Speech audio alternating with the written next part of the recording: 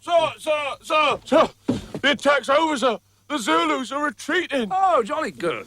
Quite a lot of casualties there, sir. C Division wiped out, signals gone, 30 men killed in F section. I see. I should think about 150 men altogether, sir. Jolly good. I've got the final figures, sir, but there's a lot of seriously wounded in the compound. Yes, well, the thing is, Sergeant, I've got a bit of a problem here. One of the officers has lost a leg. Oh, no, sir. I'm afraid so. Probably a tiger. In Africa? The MO says we can stitch it back on if we can find it immediately. Right, sir. I'll organise a party right away, sir. Well, it's hardly the time for that, is it, Sergeant? A search party. Much better idea.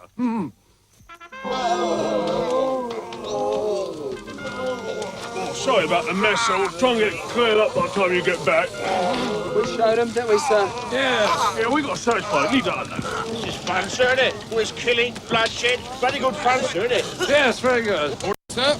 Nasty wound you got there, Potter. Thank you very much, sir. Come on, Private, making up a search party. Better than staying at home, isn't it, sir? Eh? I mean, at home, if you kill someone, they arrest you, eh? They give you a gun and show you what to do, sir. I mean, I killed 15 of those buggers, sir. Now, at home, they'd hang me. Here, they'll give me a fucking medal, sir. But now we come to a period that I call the battle for identity. Lies my grandma told me. Yeah, superstitious devices. Lies my grandma told me. What? Urban mythological rules and bubble mice, yeah. Salut les kids et bienvenue dans En attendant Godard, saison 18, épisode 42. Cette semaine émission Massacre, Prostate et Aventure. Pourquoi irions-nous encore à la guerre après ce qu'on a vu avec ce qu'on sait? Toutes les fleurs sont mortes au fusil de nos pères, bleuets ou coquelicots d'un jardin dévasté. On a compris maintenant ce qu'il nous reste à faire. Ne comptez pas sur nous si vous recommencez.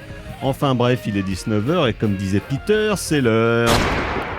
Eh oui, vous êtes bien dans En attendant Godard, l'émission de cinéma qui est mieux que les autres. Et donc vous l'aurez peut-être compris via cette citation d'une chanson de Charles Aznavour, donc sur la guerre. Nous allons parler. Je me disais que c'était un peu plus littéraire, c'était un peu plus sophistiqué que d'habitude. Que par rapport à Tragédie. Voilà. Car donc de guerre, il en sera question à l'occasion de la sortie en DVD et Blu-ray tout récemment chez Rimini. Une fois de plus, on est très Rimini en ce moment, donc de Zulu de Cy Enfield, donc qui est ressorti il y a quelques semaines. Ensuite, nous parlerons de deux nouveautés cinéma. Tout d'abord, Jim Queen de Nicolas Atane et Marco Nguyen, et ensuite de Cocotte de Gheorghi Palfi. Et pour parler de ce joyeux programme autour de cette table, il y a bien évidemment la fine fleur de la critique du Grand Ouest à ma gauche. Toujours à ma gauche, il y a carrément Fleuret. Bonsoir Thibaut. Salut Thomas, salut à toutes et à tous. Il y a également le docteur Erwan. Bonsoir docteur. Bonsoir. Et à la mise en son et à la parole de cette émission, il y a Margot. Bonsoir Margot. Bonsoir. Vous pouvez entendre derrière Margot un léger son qui pourrait ressembler à un hélicoptère. C'est juste que c'est la seule qui peut bénéficier d'un ventilateur car la clim du studio est cassée. Mais Margot étant de l'autre côté de la vitre, elle peut bénéficier d'un peu de fraîcheur alors que nous sommes présentement dans un sauna. Voilà. À quoi ça tient la cinéphilie quand même? C'est vraiment une abnégation terrible. Un sacerdoce. Un sacerdoce. C'est un sport de combat. Exactement. Donc voilà, ce sont les forces en présence. Nous allons passer à la section critique. Pas du tout. Avant de passer à la section critique de cette émission, quelques nouvelles neuves de tête de ligne. De la merde. De la merde. De la merde. De la merde. De la merde, de la merde. Ah, oh, ça oui, c'est du bon travail. Donc les agendas locaux pour commencer, nous vous rappelons que ce dimanche 28 juin, ce sera donc la dernière séance de la saison des films du dimanche soir proposée par nous-mêmes et nos meilleurs ennemis du cinéma est mort au cinéma Arvor, et donc ce sera Ega, le fabuleux film de SS Rajamouli, d'autant que c'est de saison et il fait chaud, il y a plein de mouches et de moustiques et là vous pourrez les voir en vrai, enfin en pas vrai, mais en gros sur le bel écran de l'Arvor, ça va être tip top. Ouais, la mouche vengeresse. Exactement, la mouche vengeresse. Une bande-annonce qui moi je l'ai vue quand je suis allé voir Jim Queen, bande-annonce qui a bien intrigué les gens. Ah bah, tu m'étonnes. Et le film est encore tient toutes ses promesses. D'accord. Donc venez nombreuses et nombreuses. Et sinon ce sera mercredi prochain, on en parlera rapido aussi. enfin à Rennes, puisqu'il ne passait qu'à la Mézières, au CGR La Mézières en VF. C'est donc le film de Pif Paf The Furious qui passe en sens unique mercredi 1er juillet. Erwan sera là à la fois pour profiter de la clim et des grosses lattes dans la gueule. Exactement. Parce que nous, c'est ça qu'on aime, c'est voir des gens qui Ouais. se foutent des patates. Ça, c'est signe qu'un l'été commence bien. Exactement. Autrement, toujours rayon local, mais même local et national. Donc, c'est à partir de ce week-end et jusqu'à mardi, la fête du cinéma. Toutes les séances à partir de 5 €. 5 €. Pas à partir de Oui, 5 €. à partir entre 5 Entre et 5 5 et 5 €. Voilà. Donc voilà, pour profiter d'une clim à bas prix, hein, parce qu'on ne peut pas compter sur les pouvoirs publics pour équiper les différents logements, les établissements accueillants du public pour mettre de la climatisation ou des ventilateurs. Hein, donc il faut bien trouver des parades. Alors, voir, il fait bon. Hein. Oui, bah oui. Je veux pas faire de la retape, hein, mais j'ai pu tester lundi. À revoir, il fait bon. Globalement, dans les cinémas, les clims sont pas mal. Même, pas mal. je crois qu'à un moment donné, c'était au pâté, la clim était un peu trop forte. C'était genre un peu l'excès inverse, les gars, mollo, parce qu'après tu ressors un choc hydrique. Voilà. Donc voilà, fête du cinéma jusqu'à mardi prochain.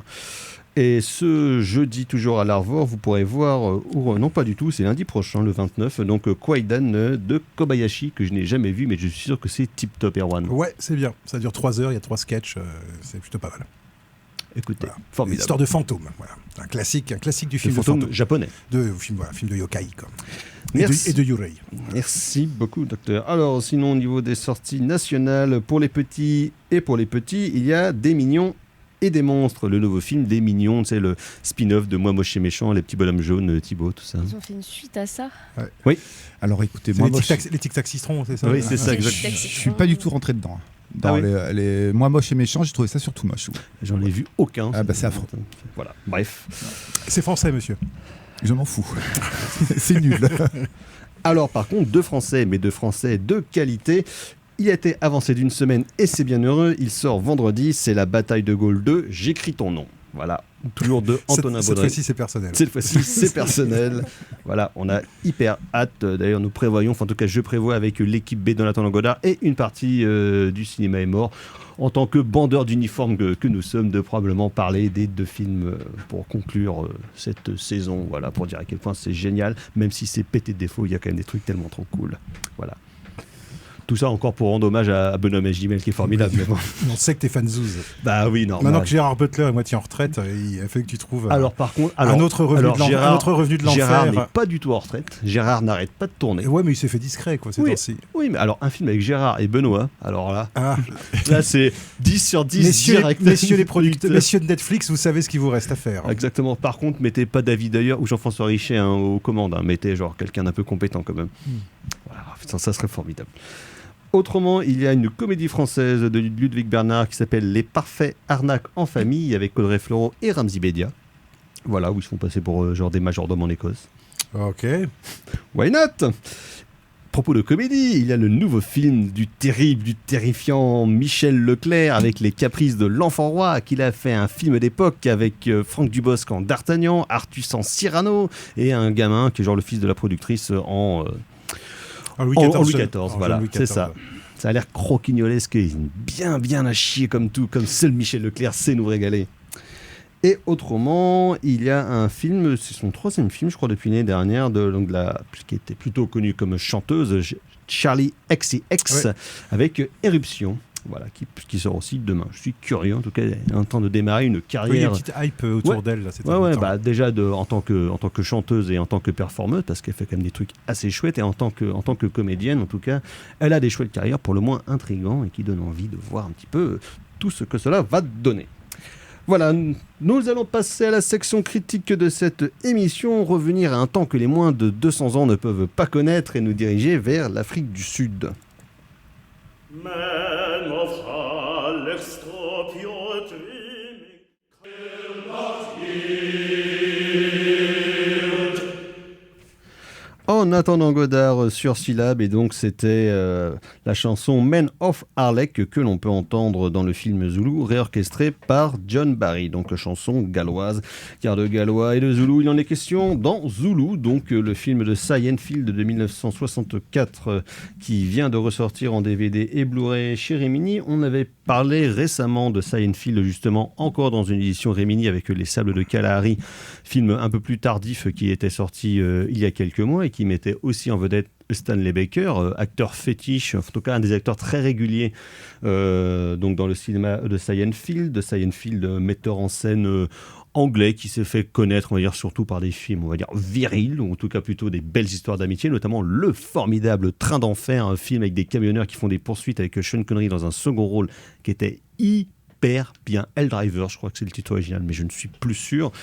Et donc Seinfeld sort donc en 1964 ce qui reste son plus gros budget et probablement son plus gros film, mais aussi son film le plus connu, donc Zulu, qui est based on a true story sur la bataille de Rorke's Drift en janvier 1879, à l'époque où les Anglais, ils aiment bien avoir un empire, et quand on a un empire, qu'est-ce qu'on aime bien ? C'est faire la guerre et massacrer les autres, hein. C'est un peu ce que font globalement les empires.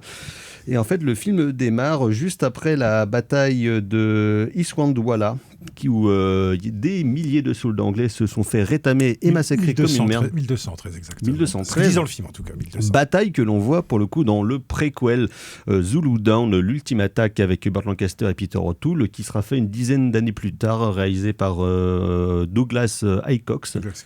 Ouais, je confonds toujours avec Anthony Hicox, qui est son fils, mais qui n'a pas tout à fait le même genre de film. Non. Un peu plus cheap. Un peu plus exploiteur. Zulu Down, qui était déjà très chouette. Et donc, Zulu raconte en fait la bataille qui a eu après, dans laquelle une petite garnison, un outpost, on va dire. C'est un hôpital en fait, oui, c'est un hôpital militaire, une garnison avec un avancé, enchâssé dans une vallée, décide de rester sur place et de résister aux 4000 Zoulous qui vont débouler sur eux. Et donc évidemment, ils sont menés par un commandant inflexible, incarné par Stanley Baker, tout dans sa rigueur galloise, mais qui est aussi confronté avec un autre capitaine, incarné par le tout jeune McCain, qui trouvait là son premier véritable rôle au cinéma, parce qu'avant, il avait joué à la fois dans beaucoup de productions théâtrales, mais surtout des troisièmes et des quatrièmes rôles dans plusieurs films anglais. Donc c'est à l'époque un acteur qui n'est pas encore très assuré ni reconnu surtout, mais qu'il a... C'est un peu le film qui va lancer sa carrière. Hein. Exactement, parce qu'il a le deuxième rôle du film et qui a véritablement une importance dramaturgique importante, et Michael Caine là clairement va être révélé, d'autant que le film à l'époque était vendu sur Stanley Baker qui était une vedette, et maintenant lors des ressorties de Zulu, le film est vendu quasiment sur la seule image de Michael Caine, puisque Michael Caine est devenu entre-temps évidemment un des acteurs britanniques les plus connus à travers le monde. Michael Caine. Sir Michael Caine. Ouais, puis Stanley Baker, je crois, est mort assez relativement jeune en fait, donc il n'a pas eu une carrière, une carrière vieillir, pas une carrière en mode daron, comme Michael Caine a pu avoir en jouant chez Christopher Nolan, en jouant chez Kenneth Branagh, Oui, chez tout un tas de gens. Voilà. Toute la jeune génération, en fait. Donc, pour revenir rapidement quand même sur l'édition, très belle édition, avec un livret qui revient sur, on va dire, l'aventure du tournage et plusieurs bonus historiques sur le contexte de l'époque et des guerres coloniales britanniques en Afrique du Sud. Un très beau coffret, en tout cas très complet, dans une copie de bâtard, la copie absolument magnifique. Et donc le film Zulu, comme le dit la jaquette, un récit d'aventure exaltant, mais un récit d'aventure où on ne bouge pas trop, mais c'est quand même un peu exotique parce que c'est l'Afrique du Sud. Le film a été tourné à l'époque en Afrique du Sud, ce qui a évidemment procuré quelques tensions au sein de l'équipe de tournage, qui était notamment Stanley Baker, qui était très engagé dans la question des droits civiques et qui n'était pas vraiment hyper partisan de l'apartheid. Mais bon, les autorités sud-africaines ont veillé à ce que l'apartheid soit conservé sur le tournage, qui évidemment a provoqué quelques tensions, et ces tensions peuvent se retrouver évidemment dans le film d'une certaine façon. Avec des trucs bizarres au générique, effectivement, où ils remercient le gouvernement sud-africain, mais ils prennent aussi soin en toute fin de générique de remercier les chefs des tribus avec lesquels ils ont bossé. Ils ont travaillé. Ce qui, pour 64, moi, me semble être pas si courant que ça, quand même, de faire ce que finalement font beaucoup les Néo-Zélandais aujourd'hui, où en fin de générique, maintenant, à chaque fois, ils payent leur tribut au peuple autochtone.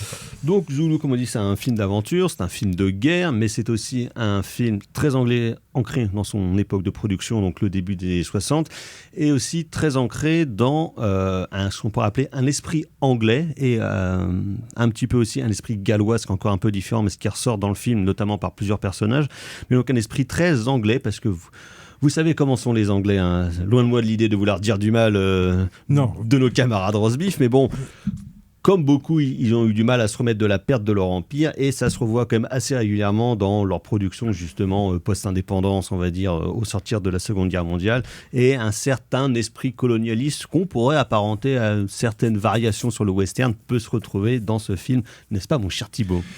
Oui, Zulu est un film ambigu.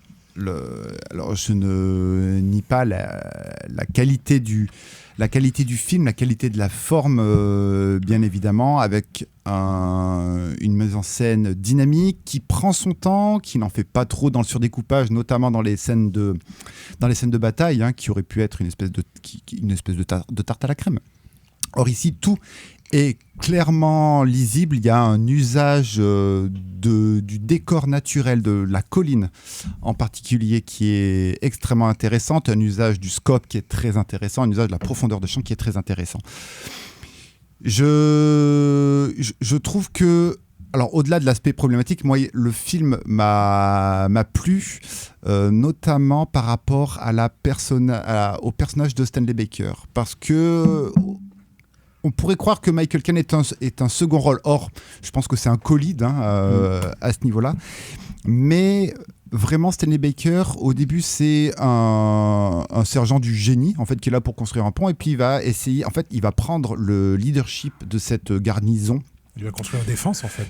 Pour construire la défense. Et je trouve que cet apprentissage de l'héroïsme est tout à fait intéressant, et peut-être que ça sied justement à cette volonté britannique de pas légitimer son empire, mais voilà, de montrer que des grandes figures, somme toute des salopards, que des grandes figures ont pu exister au sein de l'Empire britannique.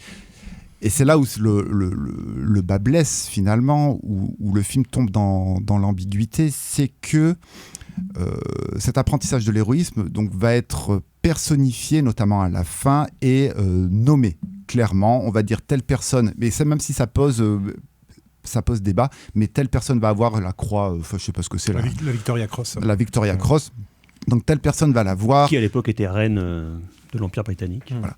Donc telle personne va la voir, Michael Caine va la voir, Stanley Baker va la voir, d'autres personnages vont la voir, mais cette personnification en fait de colons racistes, en fait des fiefés salopards, me pose un léger problème. Des Anglais. Sachant que, et c'est là où je ne sais pas si le réalisateur avait conscience de ce qu'il filmait, c'est paradoxal par rapport à l'introduction du film, parce que comme tu le disais, l'introduction commence avec les conséquences d'un premier massacre, et on se dit ok, on va rentrer du point de vue zoulou. Ouais, parce qu'en fait ça commence par une célébration lors d'un mariage zoulou justement, qui débute pendant le générique et continue après sur une très longue scène de danse qui est très impressionnante, il y a une chorégraphie, il y a une ampleur dans le filmage. C'est très impressionnant dans le sens où on n'est pas non plus dans une espèce d'exotisme, on serait peut-être plus dans une veine du cinéma ethnographique, mais avec une certaine question du respect. Je trouve que là, c'est filmé je trouve que c'est filmé avec dignité et que les tribus sont dignes à ce niveau-là. Et puis il y a le basculement de point de vue, où on va rentrer par un biais narratif qui est assez habile. En fait, c'est le pasteur suédois en fait qui va rentrer qui va retourner dans la garnison. Alors, le procédé narratif est ultra habile, mais par contre, en termes moral, ça me pose légèrement problème. Alors, je veux bien qu'il y ait la question qu'il y ait une influence du western, des westerns américains des premiers temps. Du western classique, on va dire. Ouais, du western classique, qui se situe à ce niveau-là. Finalement, Zulu, c'est quoi ? C'est John Ford qui fait Stagecoach avec. C'est Fort Alamo, c'est. Avec l'invisibilité des Indiens qui sont juste une menace au sein pour le convoi et au sein par exemple du canyon. Et qui ont un nombre infini qui déferle sur le camp. Oui. Ici, on est un petit peu dans cette logique-là. Alors, je comprends la référence, comme si en fait Zulu était un western anglais. Hein, on peut le qualifier comme tel. Néanmoins, moralement, on sait qu'après le western, et notamment John Ford, parce que je l'ai cité, va retravailler cette question indienne. Je crois que ça va sortir la même année que les Cheyennes. Voilà, tu vois, et là il y a 64, non c'est ça. Ouais. Ouais. Donc là il y a un problème. Tu vois, il y a Zulu pas- qui sort et John Ford aux sort les États-Unis- Cheyennes derrière. Aux États-Unis, c'est pas encore l'arrivée du Non. western révisionniste, mais en tout cas, il y a On n'est quand pas. même. Non, faut C'est pas attendre. Arthur Je veux Penn dire, n'est pas là, il bien y a entendu. quand même des premiers jalons qui Mais sont il y a posés. des En jalons. tout cas, Il y a les une- Cheyennes, bien une entendu. réflexivité justement sur ce qu'ils ont pu montrer des peuples autochtones Ici, et des guerres ici j'ai indiennes. l'impression Alors- que le film est un poil. Il est en même temps très de son époque, peut-être par rapport à la question, une problématique britannique, mais dans une problématique western du cinéma mondial. Le western italien va pas tarder à arriver. Je trouve que le film C'est la même année que Pour une poignée de dollars. Voilà. Je trouve que le film est en fait à côté de la plaque. Néanmoins, À côté de son époque, peut-être. La copie est exceptionnelle et ça joue comme des brutes et surtout une mise en scène réellement impressionnante. Alors moi, Docteur. je veux pas être le Pascal Pro de l'équipe qui essaie de défendre absolument des choses indéfendables. Hein. Les chiffres, on l'a fait lire ce Voilà, con. Il a raison, exactement. il a raison. Exactement. Non, mais voilà. Moi, la manière dont j'ai vu, en fait, moi j'ai le lien que tu établis avec le western, moi je l'ai vraiment ressenti pendant tout le film, quoi. C'est-à-dire vraiment l'impression de regarder un western avec ce que ça comporte, mais de western classique, quoi, avec ce que ça comporte effectivement d'unicité du point de vue uniquement colonial blanc sur une guerre coloniale ou sur une conquête coloniale. Donc de ce point de vue-là, oui, effectivement, hein, c'est un film de son époque et moi je comprends complètement qu'on puisse ne pas du tout adhérer à ce film-là à cause de cette histoire de point de vue, parce qu'effectivement c'est un point de vue très blanc, très britannique, voilà. Là où je tempérerais légèrement ce que tu as dit, c'est plutôt dans le fait que moi j'ai trouvé quand même qu'il y a des... Alors c'est peut-être timide, mais il y a des débuts de quelque chose, enfin il y a des débuts de remise en cause de tout ça quand même, moi je trouve. Il y a quand même déjà des petits signes. Alors peut-être pas très évidents, mais il y a déjà des petits signes. Par exemple, moi quand j'ai vu le film, j'ai été assez... Moi je m'attendais vraiment à une vision extrêmement binaire. Parce que je crois même que c'est des reproches qui ont été faits au film lorsqu'il est sorti. Une vision extrêmement binaire avec des Anglais qui seraient le sommet de la civilisation, puis des Zoulous qui seraient des sauvages en fait. Sauf que, en fait, c'est pas ce qui se passe vraiment dans le film. Quand on regarde attentivement le film, d'une part, les Anglais sont pas particulièrement présentés sous un jour, moi je trouve, glorieux. Si glorieux que ça. On sent que à l'intérieur de la garnison, il y a des histoires de régionalisme déjà.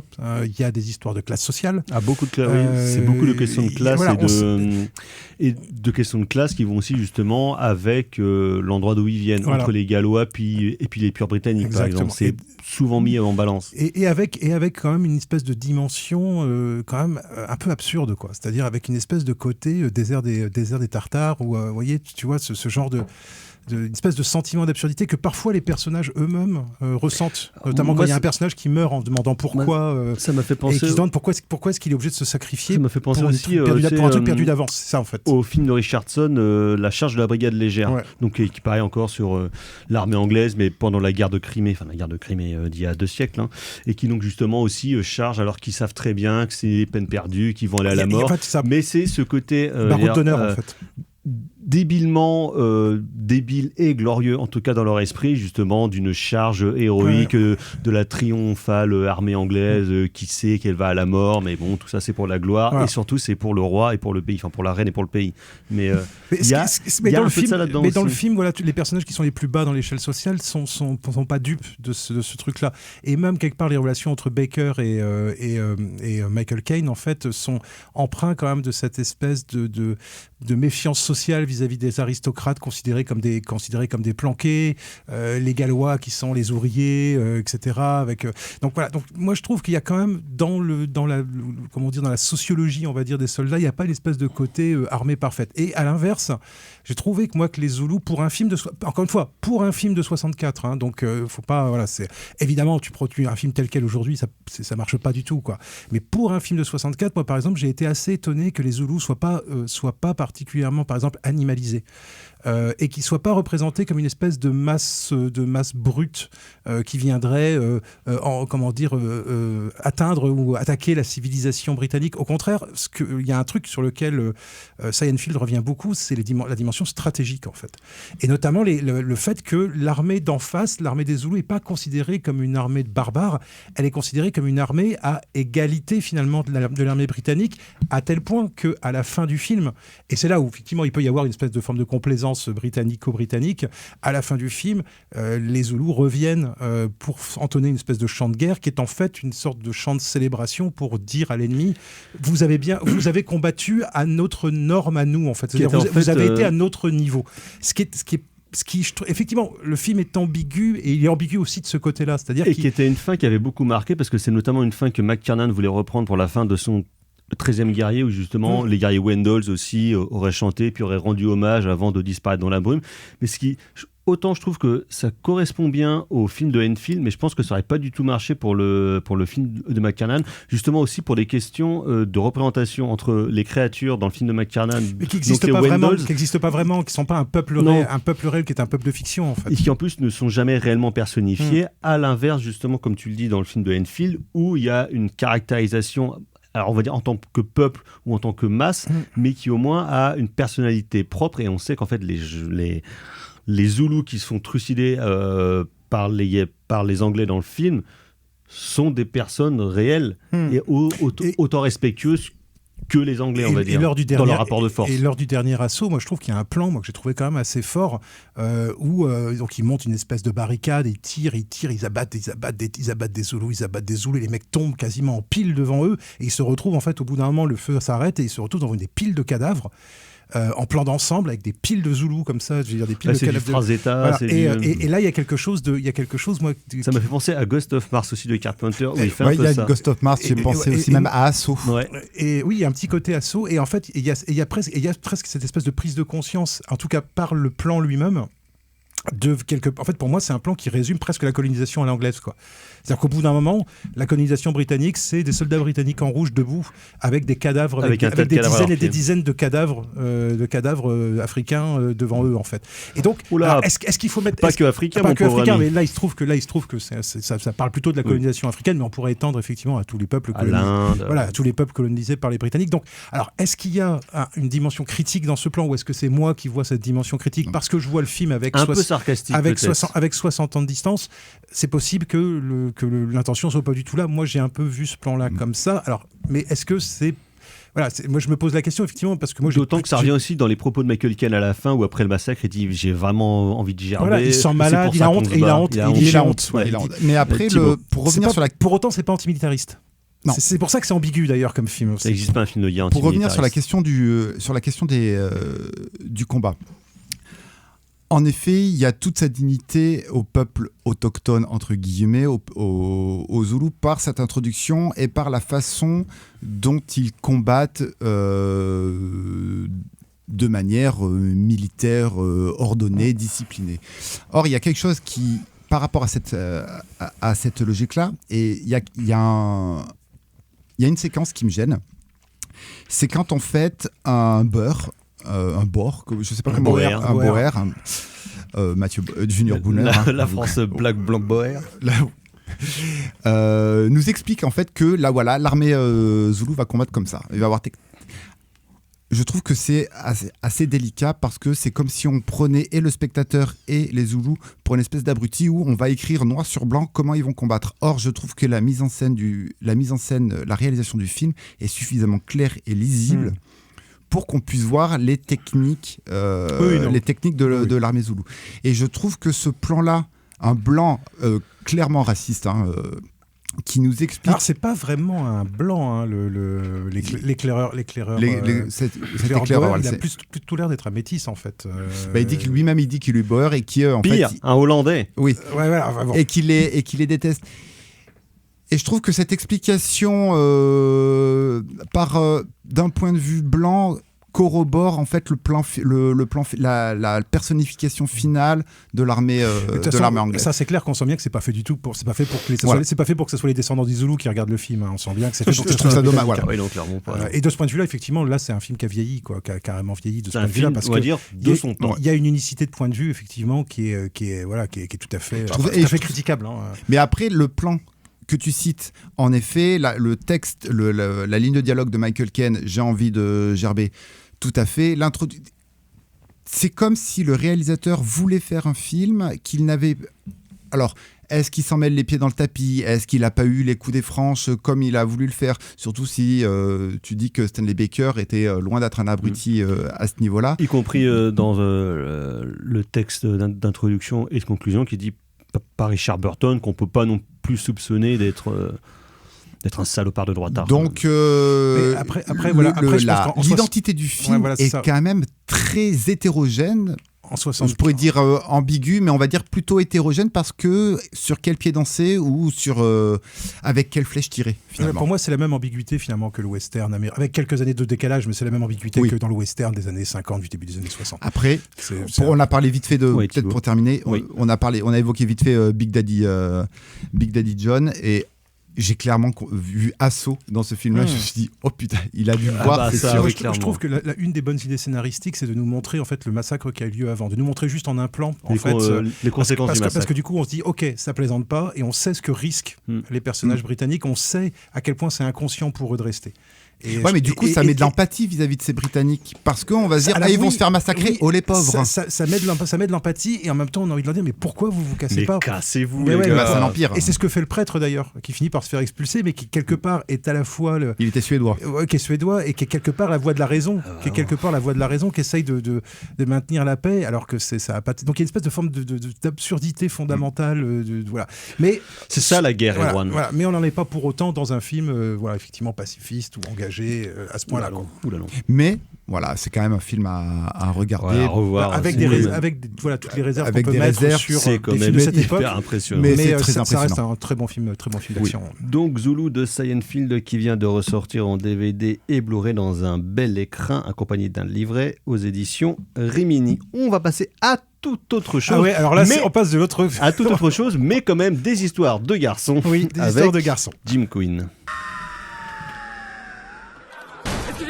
Jim Parfait, influenceur. Poussez-vous! On est sur le côté. Aidez-moi. Il me faut un médecin. Je dois voir Nina, j'ai des abdos qui disparaissent. Moi aussi, j'ai perdu des abdos. Alors faites la queue comme tout le monde. Moi, j'ai les fesses qui ont ramolli. Et moi aussi. La ferme! Jim? Allez, restez avec moi, les gars. Accrochez-vous. Me laissez pas. Alors, c'est grave? Alors, en fait, tes vecteurs parabiales sont en chute libre et ta procérose est à 0,2 et... Nina, arrête de paniquer, je vois que tu paniques, ça me fait paniquer là. C'est quoi, ça peut pas être le VIH, je suis sous prête. Non, c'est pas ça. Gonorrhée? Non. Chlamydia? Non. Herpès? Ah non, bah non, j'ai fait... Non, Jim!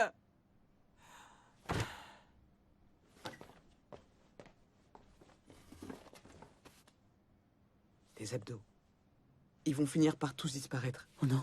Tu es en train de perdre ton obsession du corps parfait. Enfin, j'ai juste raté une session mercredi, c'est pas... Tu as contracté une nouvelle maladie.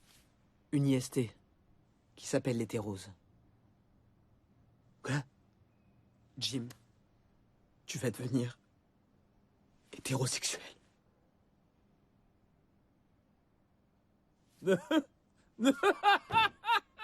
Ah, Nina, t'es conne. Oh, tu m'as fait peur. Viens avec moi. Vous êtes toujours dans Sale temps pour un slip, donc sur Radio Syllab en attendant Godard, et donc c'était un extrait du film Jim Quinn, co-réalisé par Nicolas Attané et Marco Nguyen, donc film d'animation, qui donc nous raconte les aventures de Jim, qu'on a entendu, garçon qui a le culte du corps, qui a beaucoup de muscles et de pectoraux, mais qui est aussi homosexuel, et donc ça va être une plongée dans le monde féerique et merveilleux de l'homosexualité masculine uniquement. Donc le film est co-réalisé, je le dis, et produit par les studios Bobby Pills, qui nous avait réjoui il y a quelques années avec la formidable série d'animation éducative Pipoudou. Si vous n'avez pas vu ça, je vous recommande chaudement. C'est à la fois extrêmement cul et extrêmement drôle. Éducatif, mais moyennement pour les enfants quand même, Thibaut. Peut-être que Zach est encore un peu jeune, hein, mais... On verra plus tard. Mais donc, et c'est toujours un peu dans le même style, à la fois cet humour débridé, et grossier sans être vulgaire, et où donc on va mener une enquête pour essayer de trouver un vaccin à l'hétérose qui frappe toute la communauté homosexuelle de France et ensuite du monde.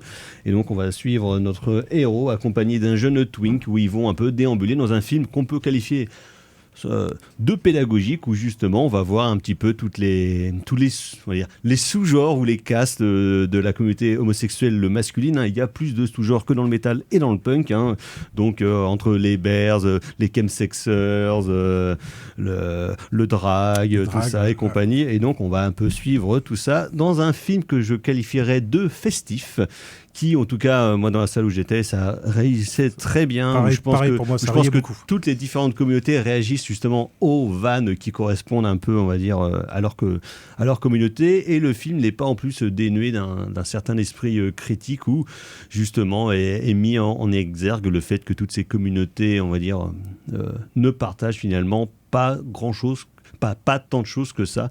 Et donc c'est un film léger et festif, je trouve, et qui en plus est très drôle avec énormément de bons gags et tout à fait conscient de ce qu'il est. Margot. Oui, j'ai plutôt apprécié le film. C'était plutôt une bonne surprise pour moi, dans le sens où moi j'aime beaucoup ce que produit Bobby Pills de manière générale. Donc j'ai vu Pipoudou et Monsieur Flap. Enfin voilà, c'est un peu la suite aussi des Cassos. Enfin voilà, c'est un truc c'est un studio que je suis depuis assez longtemps, on va dire. Et en fait, Jim Quinn avait été annoncé il y a un petit moment maintenant, à tel point que j'avais oublié que ça sortait. Et, le film était à Cannes cette année. Ah. Et donc, au moment où il est vraiment arrivé sur les écrans, j'avais oublié qu'il était prévu. Et donc, bonne surprise par rapport à ça. Et bonne surprise de manière générale, dans le sens où, en fait, je trouve que c'est un film qui est bien dosé. Ça pourrait vite être un humour un peu lourd, un peu trop redondant. Ça peut vite être... ça aurait pu être très vulgaire aussi, vu le sujet et vu les personnages de manière générale. Et en fait, je trouve qu'il y a vraiment un dosage qui est plutôt bien équilibré. Il y a certaines vannes qui sont assez trash, on va dire. Et puis c'est assez graphique en plus. Donc il y a vraiment des moments où c'est très explicite. Enfin, voilà, on se pose pas... Le labyrinthe du Louvre, par exemple. Exactement. Et puis même quand on est dans la boîte, il y a une scène où il rentre dans une boîte de nuit. Et en fait, il rentre par les toilettes et directement, on va... Deux hommes... qui ont des rapports sexuels. Qui copulent joyeusement. Qui pratiquent le sexe sans volonté reproductrice. C'est ça. Et en fait, c'est très cru.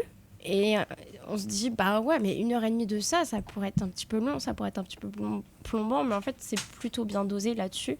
Et surtout, ce que j'ai beaucoup aimé dans le film, c'est les couleurs. Je trouve qu'il y a vraiment beaucoup de couleurs, c'est très bien utilisé. C'est pas non plus au point que ça pourrait faire mal aux yeux, parce que assez criard et tout ça. C'est vraiment, chaque scène a sa couleur, sa colorimétrie. Et moi, j'ai trouvé ça assez intelligent, j'ai trouvé ça plutôt bien fait. La nuit, elle est très bleue, les boîtes, elles sont très colorées. Il y a une scène où il y a une tension qui monte, il y a du rouge partout.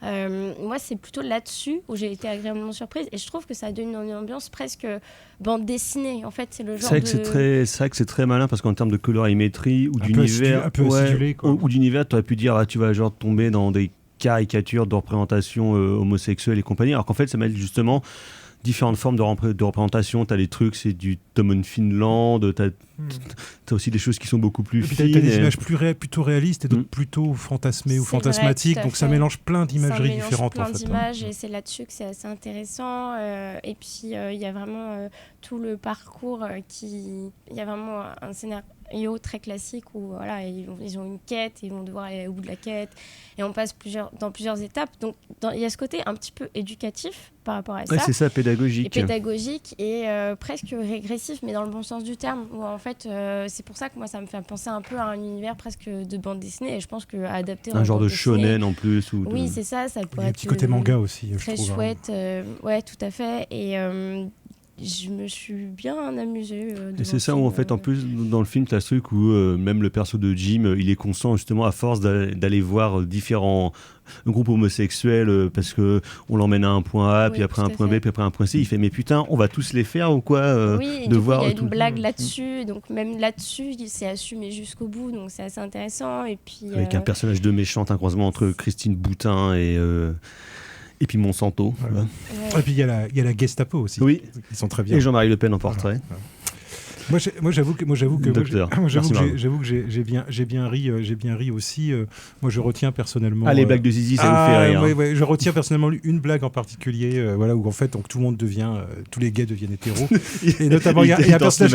Et à un moment donné, il y a un personnage qui dit ah non, mais là, ça devient plus possible. Les mecs, ils croient que leur cockring, c'est des rondes serviettes. Ça m'a fait rire, moi. Ça m'a fait rire niaisement. Voilà, enfin, il y a plein de trucs. Voilà, il y a plein de trucs qui m'ont fait rire. Le moyen de faire fuir des gens dans une soirée chemsex aussi, ça m'a fait beaucoup rire. en leur rappelant que c'est le jour, en fait, et qu'il est lundi, qu'il faut aller au boulot. Enfin, voilà, pas de blague sur Pierre Palmade d'ailleurs. Non. Mais justement, ce qui est bien, c'est qu'il n'y a pas justement trop de références culturelles. Ce qui est bien, c'est que d'un moment. C'est cru sans être crade et ça tourne pas au côté donneur de leçons ou au côté. Ça reste que tu sois hétéro, que tu sois gay. Alors je sais pas, faudrait demander évidemment aux gays ce qu'ils en pensent, mais quand t'es hétéro, tu te sens pas du tout.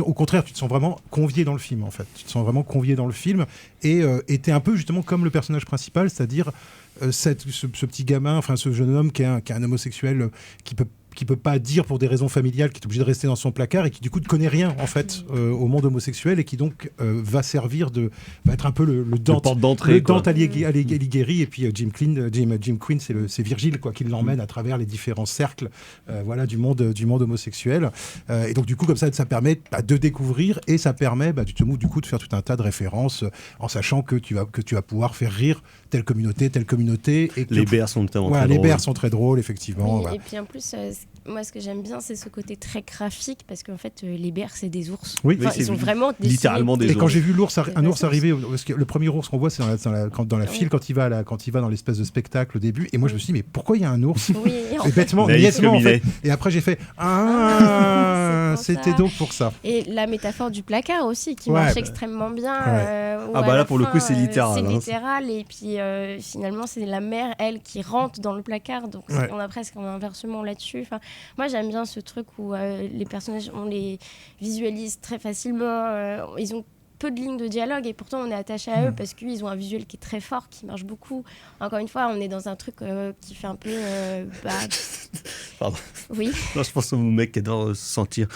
Les chaussures qui puent, tu vois. Le fan des baskets qui puent. Le fan des baskets qui puent. Et en fait, rien que sa dégaine, rien que son physique, sa façon d'être habillé, tout ça, on se projette dans quelque chose. On se dit, mais des gars comme ça, on en a déjà croisé. Et puis même, on a vu ça dans d'autres...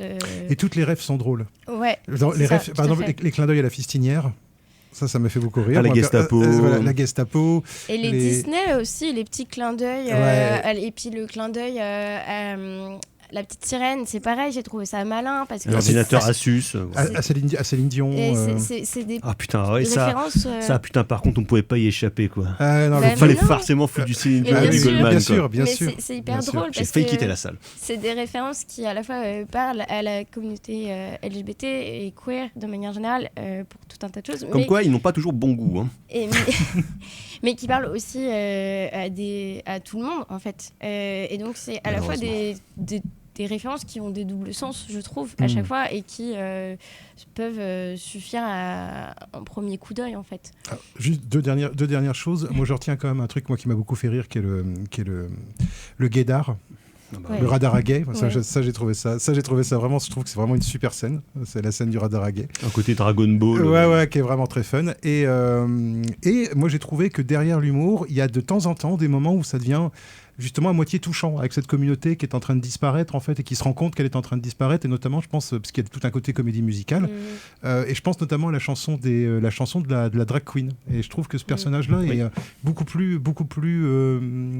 moins directement rigolo en fait et je trouve que tragique. Sa chanson qui est une espèce de chanson de tirage où la communauté tire sa révérence finalement du monde, il y a quelque chose d'assez triste en fait qui se joue à ce moment là et donc moi j'ai trouvé que quand il y a des moments un peu émotionnels, ils sont plutôt bien Ils sont dosés. bien Encore une amenés, fois, ouais, ouais, j'ai trouvé ça. tout à C'est pas que de la blague. C'est justement bien dosé entre l'action, la blague, le côté sentimental et tout ça. Oui, c'est ça. voilà, Et c'est pas non plus pipi caca prout, quoi. Non, voilà. Ça aurait Mais pu c'est être un peu ça. pipi caca prout quand même. Oui, mais mais c'est cru, pas- c'est cru sans être crade. Voilà, exactement, tout à fait.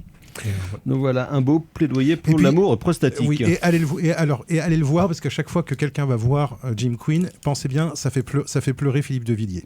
Voilà, et ça fait pleurer Pascal Praud. Et comme on a besoin d'eau ces temps-ci, écoutez, il faut les faire pleurer au maximum. Donc allez voir ce film. Donc Jim Quinn, réalisé par Nicolas Atané et Marco Nguyen. On va passer à un tout autre genre, mais on va rester avec des petites poules. And you want to go after these people? Well, yes, it takes a little courage, Michael. I know that's not your strongest suit. You're even scared to ask a girl out on a date. Why does everybody think that I'm scared of girls? Because you're a chicken. You're a chicken. Cuckoo-ca-cha! Cuckoo-ca-cha! What are you doing? Michael and women? A coodle-doo-ga-da. That's what I was just telling him. Look, I haven't found the right girl. When I do, I will ask her out. Has anyone in this family ever even seen a chicken? Wait, I got the perfect name. That's enough. I will give it one day, all right? I'll see if there's any evidence of these nefarious Brits. But I'm warning you, if I can't, we're pleading guilty. You're either going back to jail, or if the judge shows absolutely no mercy at all, you'll be staying here with my mother. Lindsay, didn't want to tell you earlier, but I did get you a car. Is it the Lexus? It's more like a Lincoln.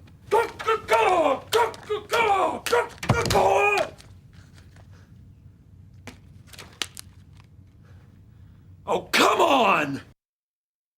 Vous êtes toujours dans En attendant Godard sur Syllab, et donc c'était un extrait d'une ou deux séries les plus drôles du monde, donc Aristide Development, où il est question évidemment de chicken, et le chicken de Cocotte de Poupoule, il en est question, docteur, dans le film justement Cocotte, réalisé par Georgi Palfti, qu'on connaît principalement pour son film qui date déjà d'il y a 20 ans, le fabuleux, le formidable Taxidermie.